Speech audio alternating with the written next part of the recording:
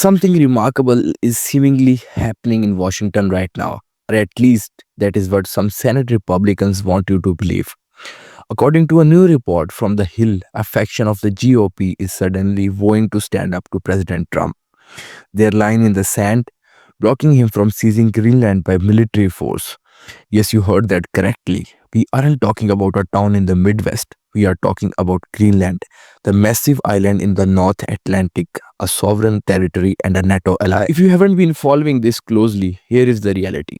Trump has been openly threatening to take Greenland if Denmark refuses to sell.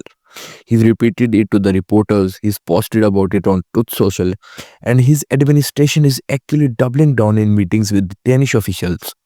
Now we are told that Republican senators are flummoxed. They are clutching their pearls. They are worried about the stability of NATO.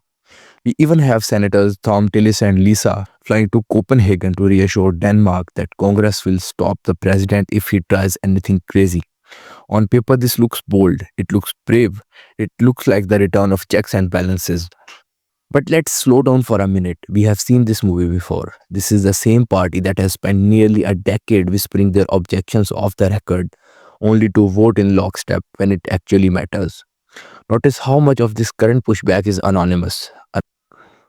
Aside from Tillis and Markovsky, who are fairly safely politically, most of the outrage is coming from unnamed sources. They are privately alarmed but publicly silent. To put it bluntly, this is not a leadership.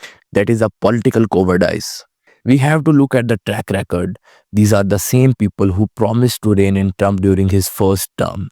Then they promised there would be a check on him in the second term. They said this time it will be different. But look at Venezuela. There were warnings that Trump's impulses there would be destabilizing. There was stern talk about consequences, and yet Trump did what he wanted, and the Republicans either fell in line or got out of the way.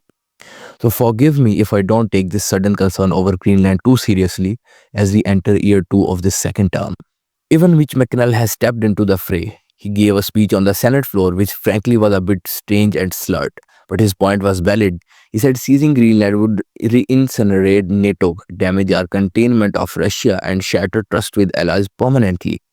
Mitch is right on the substance, but Mitch has almost mastered the art of stating the obvious only after the damage is already done, and that highlights the bigger problem here.